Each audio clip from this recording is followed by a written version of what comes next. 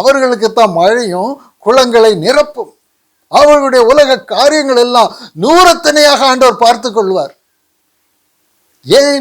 தேவன் நியமித்த மார்க்கத்தில் தேவன் அவர்களுக்காக ஏற்படுத்தி வைத்திருக்கிற உன்னத அந்தஸ்தை பெற்றுக் கொள்ளுகிறதற்காக தங்களுடைய வாழ்க்கையில் கொடுக்கப்படுகிற ஒவ்வொரு சூழ்நிலைகளையும் ஒவ்வொரு சம்பவங்களையும் உபத்திரவம் என்று ஒருபோதும் சொல்ல மாட்டார்கள். இது வியாதி, இது கஷ்டம், இது துக்கம், இது துயரம், இது பயம் என்று ஒருபோதும் எந்த ஒரு சம்பவத்தையும் சொல்லவே மாட்டார்கள். அழுகையின் பள்ளத்தாக்கு அவர்களுக்கு அழுகையின் பள்ளத்தாக்கு அல்ல. உலகத்தை ஆதாயப்படுத்துகிறவர்களுக்கு அந்த மார்க்கம் அழுகையின் பள்ளத்தாக்கு. ஆனால் பரலோகத்தை ஆதாயப்படுத்துகிறவர்களுக்கு அழுகையின் பள்ளத்தாக்கு அவர்களுக்கு சந்தோஷத்தையும் சமாதானத்தையும் தேவ பலனையும் கொடுக்கக்கூடிய வாய்ப்பு. அவர்கள் இப்படித்தான் தேவனுக்கு ஸ்தோத்திரம் செலுத்துவாங்க. ஸ்தோத்திரம் செய்தலே தகும் என்று சொல்லியிருக்கிறாரே. இவர்கள் எப்பொழுதும் அழுகையின் பள்ளத்தாக்கு வரும் பொழுதெல்லாம், உலகத்தார்கள் அழும் பொழுதெல்லாம் இவர்கள் தேவனுக்கு ஸ்தோத்திரம் செலுத்துகிறவர்கள். அந்த பள்ளத்தாக்கின் வழியாக கடந்து வரும் பொழுது இவர்கள் கர்த்தருடைய வார்த்தையை சிந்திக்கிறவர்கள். இவர்கள் மனுஷர்கள் அல்ல, இவர்கள் தேவனுடைய வார்த்தையை சிந்திக்கிறவர்கள். இவர்கள் மனுஷர் சிந்திக்கிற பிரகாரமாக சிந்திக்கிறவர்கள் அல்ல. தேவன் இதை குறித்து ரோமர் நிருபத்தில் 8வது அதிகாரத்தில், ரோமர் புஸ்தகம் 8வது அதிகாரம் 5வது வசனம், ரோமர் புஸ்தகம் 8வது அதிகாரம் 5வது வசனம், அன்றியும் மாம்சத்தின்படி நடக்கிறவர்கள் மாம்சத்துக்குரியவைகளை சிந்திக்கிறார்கள், ஆவியின்படி நடக்கிறவர்கள் ஆவிக்குரியவைகளை சிந்திக்கிறார்கள். மாம்சத்தின்படி நடக்கிறவர்கள் உலகத்தை ஆதாயப்படுத்துகிறவர்கள், ஆவியின்படி நடக்கிறவர்கள் பரலோகத்தை ஆதாயப்படுத்துகிறவர்கள். ஆண்டவர் இரண்டாக பிரித்து காட்டுறார்கள். இந்த கூட்டம் வேறு, அது பாதாளத்துக்கு போகக்கூடிய கூட்டம். உலகத்தை ஆதாயப்படுத்துகிறதற்கு தங்களுடைய வாழ்க்கையை செலவு பண்ணுகிற கூட்டம் பாதாளத்துக்கு போகிற கூட்டம்.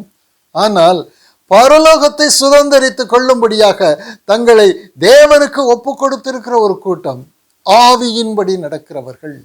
அவங்க தான் நித்திய ஜீவனுக்குள் பிரவேசிப்பார்கள். அவர்கள் தான் பலத்தின் மேல் பலன் அடைந்து வருவார்கள். இங்க ஆண்டவர் நமக்கு கற்றுக் கொடுக்கிற காரியம் என்னவென்றால், உன் சிந்தை எப்படி இருக்கிறது?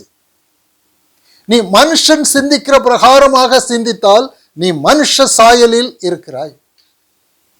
உனக்கு முன்னாடி கொடுக்கப்படுகிற ஒவ்வொரு சூழ்நிலையும் உபத்திரவமாகவே இருக்கும், அது கலக்கமாகவே இருக்கும்,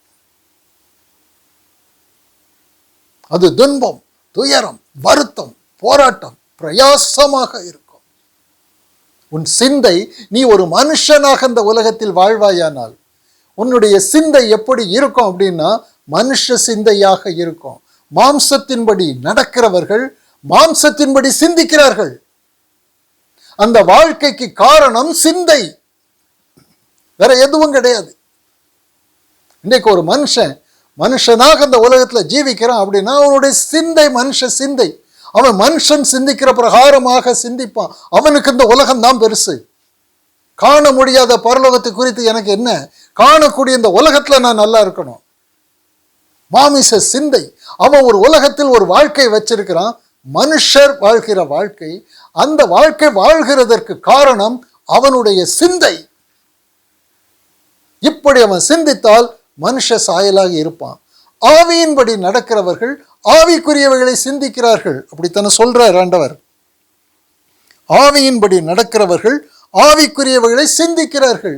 அப்போ பரலோகத்தை சுதந்திரிக்க வேண்டும் என்று தேவ சித்தத்தின்படி வாழ்க்கையை ஒப்பு கொடுத்திருக்கிறவர்கள், அவர்களுடைய சிந்தை மனுஷ சிந்தை அல்ல, ஆவியின் சிந்தை, தேவ சிந்தை, கிறிஸ்துவின் சிந்தை. இதான் வித்தியாசம். இன்னைக்கு ஏன் யாரும் பரலோகத்தை தேடுகிறது இல்லை என்றால் மாம்ச சிந்தையில் இருக்கிறாங்க, மனுஷன் சிந்திக்கிற பிரகாரமாக இருக்கிறாங்க. ஏன் சிலர் மட்டும், ஒரு சிறு மந்தை மட்டும் ஆவியின்படி சிந்திக்கிறாங்க? அவங்களுக்கு பரலோகத்தின் மேல வாஞ்சை இருக்கு, அவர்களுடைய சிந்தையை மாற்றி இருக்கிறாங்க. அவ்வளவுதான். பலத்தின் மேல் பலன் அடைகிறது என்றால் ஆவியின் சிந்தையை ஒவ்வொரு நாளும் தரித்து கொண்டு இருக்கிறது. இதுதான் மனுஷன் சிந்திக்கிற பிரகாரமாக ஒரு சூழ்நிலை வரும்பொழுது மனுஷன் சிந்திக்கிற பிரகாரமாக சிந்திக்காமல் ஆவியானவர் சிந்திக்கிற பிரகாரமாக, கிறிஸ்து சிந்திக்கிற பிரகாரமாக சிந்திக்கிறது. அதுதான் ஆவிக்குரிய ஜீவன்.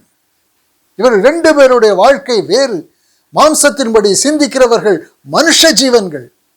தேவனுடைய கிறிஸ்துவின் சிந்தையின்படி தங்கள் சிந்தையை மாற்றி இருக்கிறவர்கள் ஆவிக்குரியவைகள், ஆவிக்குரிய ஜீவன்கள். இவர்கள் பௌதீக ஜீவன்கள் அல்ல. மனுஷன் சிந்திக்கிற பிரகாரமாக சிந்திக்கிறவர்கள் மனுஷ ஜீவன்கள், பௌதிகம். கர்த்தருடைய சிந்தையின்படி தங்களுடைய சிந்தையை மாற்றி இருக்கிறவர்கள் ஆவிக்குரிய ஜீவன்கள், உயிர்ப்பிக்கப்பட்டவர்கள். மனுஷனாக இருக்கிறவங்க இன்னும் உயிர்ப்பிக்கப்படவில்லை, மறுபடி ஜனிப்பிக்கப்படவில்லை. ஆவியின்படி சிந்திக்கிறவர்கள் உயிர்ப்பிக்கப்பட்டு இருக்கிறார்கள். அவங்க ஆவியின்படி சிந்திக்கிறதுனால தான் மனுஷ ஜீவிதத்தில் இருந்து ஆவிக்குரிய ஜீவன்களாக மாறி இருக்கிறாங்க. இயேசு கிறிஸ்துவின் மரணத்தை விசுவாசித்து அது தங்களுடைய மரணம் என்று தங்களுடைய சிந்தையை மாற்றி, இயேசு கிறிஸ்துவின் உயிர்த்தெழுதல் தங்களுடைய ஆவிக்குரிய உயிர்த்தெழுதல் என்று தங்களுடைய சிந்தையை மாற்றி, விசுவாசம் என்பது சிந்தையை மாற்றுகிறது. மனுஷ சிந்தைக்கு பதிலாக கர்த்தருடைய வார்த்தை என்ன சொல்லுகிறது அந்த வார்த்தையின்படி சிந்திக்கிறது. இப்படி மனுஷ சிந்தைக்கு பதிலாக தேவ சிந்தையை சிந்திக்கிறது தான் விசுவாசம். தேவ சிந்தையை உடையவர்கள் ஆவிக்குரிய ஜீவன்கள். கிறிஸ்து மரிக்கும் பொழுது நான் அவரோடு மரித்தேன், கிறிஸ்து உயிர்த்தெழும் போது அவரோடு நான் உயிர்த்தெழுதேன் என்று எழுதியிருக்கிறார் ஆண்டவர். அந்த வார்த்தையை நம்பி தங்களுடைய சிந்தையை மாற்றி, நாங்கள் மனுஷர்கள் அல்ல, நாங்கள் உயிர்ப்பிக்கப்பட்ட இயேசு கிறிஸ்துவினால் உயிர்ப்பிக்கப்பட்ட ஆவிக்குரிய ஜீவன்கள் என்று விசுவாசிக்கிறவர்கள், ஆவியின்படி நடக்கிறவர்கள், அவர்கள் ஆவியின்படி சிந்திக்கிறவர்கள். இப்பொழுது இந்த லோகத்தில் ஆவியின்படி சிந்திக்கிறவர்கள் மிக மிக குறைவு. ஏன்? இயேசு கிறிஸ்து நாமம் தரிக்கப்பட்டிருந்தோம், அவர்கள் மறுபடி ஜனிப்பிக்கப்படாமல் இருக்கிறதுனால, தேவ வார்த்தையின் மேல் அவர்களுக்கு நம்பிக்கை இல்லாததுனால. எப்போ ஒருவன் சிந்தையை மாற்றுவான்? என் சிந்தை தப்பு, ஆண்டவருடைய சிந்தை தான் கரெக்ட் என்று விசுவாசிக்கிறவன் தான் தப்பை திருத்திக் கொள்வான்.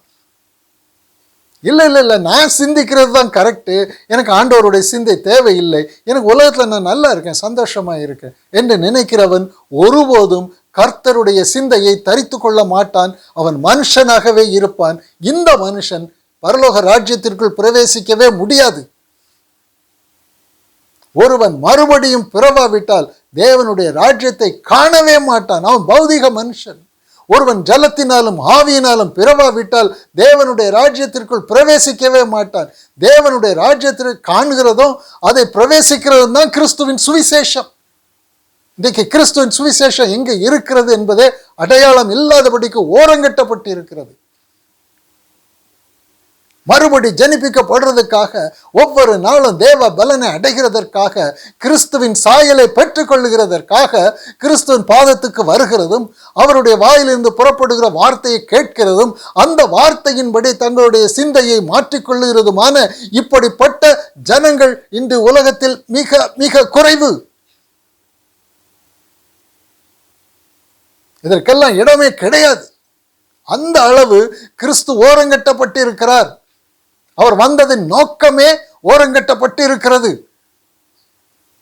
அது சொல்லுகிறதற்கும் ஆள் இல்லை, கேட்கிறதற்கும் ஆள் இல்லை, அதை செயல்படுத்துகிறதற்கும் யாருக்கும் விருப்பமும் கிடையாது.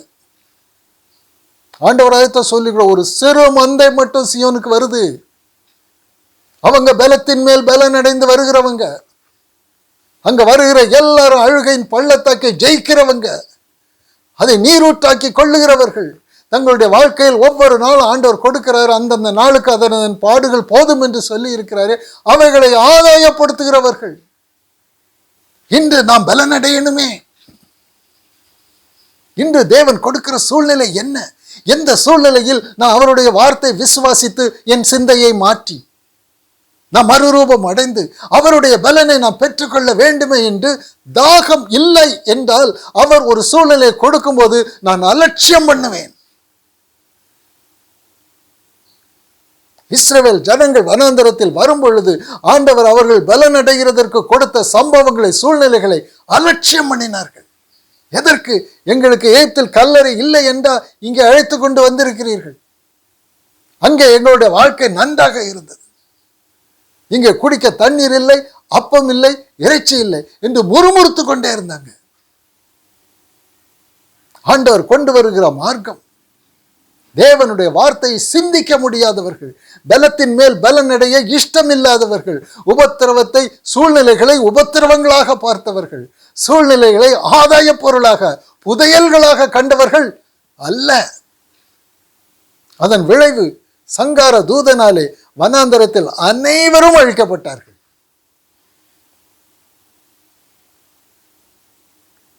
பரம கானானுக்கு நமக்கு அழைப்பு கொடுக்கப்பட்டிருக்கிறது. ஆண்டவர் எப்படி சொல்றார்? பலத்தின் மேல் பலன் அடைகிறதற்கு தேவ ரகசியம், உன் சிந்தையை மாற்றி என் சிந்தையை எடுத்துக்கொள். இதுதான் பலன், தேவ பலன். ஒவ்வொரு சூழ்நிலைகளிலும் நீ பயப்படுகிற சூழ்நிலை, நீ இச்சிக்கின்ற சூழ்நிலை, நீ திகிலடைகிற சூழ்நிலை, நீ துவண்டு போகிற சூழ்நிலை, சோர்ந்து போகிற சூழ்நிலை, எப்படிப்பட்ட மனுஷ உணர்வுகளை கொண்டு வருகிற சூழ்நிலைகள் வரும் பொழுது அந்த சூழ்நிலைகளுக்குள் தேவ பலனை நாம் பெற்றுக்கொள்ளும்படியான தேவ ஆசீர்வாதம் அடங்கி இருக்கிறது. இவர்கள் தான் பாக்கியவான்கள் அப்படின்னு சொல்றார் ஆண்டவர். அழுகையின் பள்ளத்தாக்கு, உபத்திரவம் என்று அவர்கள் சொல்லுகிறதே இல்லை. அதை பௌதிக கண்களை கொண்டு காணாதபடிக்கு தேவனுடைய சிந்தையை கொண்டு காண்கிறவர்கள். இவர்கள் தான் பலத்தின் மேல் பலன் அடைகிறவர்கள். ஒரு பலன், தேவ பலனை நாம் பெற்றுக்கொள்ளும் பொழுது இன்றைக்கு அவ்வளவு சந்தோஷம் அவர்களுக்கு உண்டாகும், அவ்வளவு இளைப்பாறுதல் அவர்களுக்கு உண்டாகும். மற்றவன் உபத்திரவம் என்று கலங்குவான். தேவனுடைய வழி உத்தமர்களுக்கு அரண், அக்கிரமக்காரருக்கோ கலக்கம். தேவனுடைய வழி உத்தமர்களுக்கு அரண், அக்கிரமக்காரருக்கோ கலக்கம். ஏன் கலக்கம் வருது? மாம்ச சிந்தை. உத்தமர்களுக்கு ஏன் அரண்? அவர்கள் ஆவியின் சிந்தையில் பலன் அடைகிறார்கள். பலவீனமாய் இருந்த நான் இன்று பலன் அடைகிறேன். இன்னைக்கு ஒரு வியாதி வந்திருக்கா, அது உங்களை ஒன்று செய்யாது. நீங்கள் கிறிஸ்துவால் உயிர்ப்பிக்கப்பட்டவர்களா? நீங்க மறுபடி ஜனிப்பிக்கப்பட்டவர்களா? அப்படியானால் அது தேவனுடைய வல்லமையை உங்களுக்கு கொண்டு வந்து கொடுக்கக்கூடிய பரிசு, பொக்கிஷம். உங்க சரீரத்தை வியாதி மேற்கொள்ளவே முடியாது. அந்த சரீரத்தில் அந்த வியாதி செத்து போகும். அந்த வியாதி சாகிறதற்கு தான் உங்க சரீரத்துக்கு வந்திருக்கு. அறிக்கை பண்ணுங்க. இவங்க தான் பலத்தின் மேல் பலன் அடைந்து சியோனுக்கு வருகிறவங்க. உபத்திரவத்தை கண்டு ஓடுகிறவர்கள் அல்ல. அதை நாங்கள் எளிதாய் பிடித்து விடுவோம். இவர்கள் காற்றையும் கடலையும் அதட்டுகிறவர்கள். என்னுடைய வாழ்க்கையில் உயிர்ப்பிக்கப்பட்ட ஜீவன் நான். என்னுடைய வாழ்க்கையில் காற்றும் கடலும் என்னை எப்படி பயமுறுத்தும்? அவைகள் தேவனால் அனுப்பப்பட்ட தேவ பரிசுகள். அவைகளுக்குள் நான் தேவ பலனை பெற்றுக்கொள்ளக்கூடிய ஆசீர்வாதம் அடங்கி இருக்கிறது என்று அழுகையின் பள்ளத்தாக்கை உருவ நடந்து நீரூட்டாக்கி கொள்ளுகிற தேவ சிந்தை உள்ளவர்கள். இவர்கள் தான் ஒவ்வொரு நாளும் தேவன் தன்னை பலப்படுத்துகிறதற்கு கொடுக்கிற சூழ்நிலைகளை ஆதாயப்படுத்திக் கொள்ளுகிறவர்கள். இதுதான் தேவ வழி. வேற வழி, பரலோகத்துக்கு போய் இந்த வழி வேற வழியே கிடையாது. தான தர்மம் பண்ணிட்டு, அன்னதானம் கொடுத்துட்டு, சபைக்கு அதை செய்தேன் இதை செய்தேன்னு சொல்லிட்டு நான் பெரிய நீதிமான், பக்திமான், எனக்கு பரலோகம் உண்டு என்று சொப்பனம் கூட காணாதீங்க. அப்படி ஒரு கெட்ட சொப்பனமே வரக்கூடாது.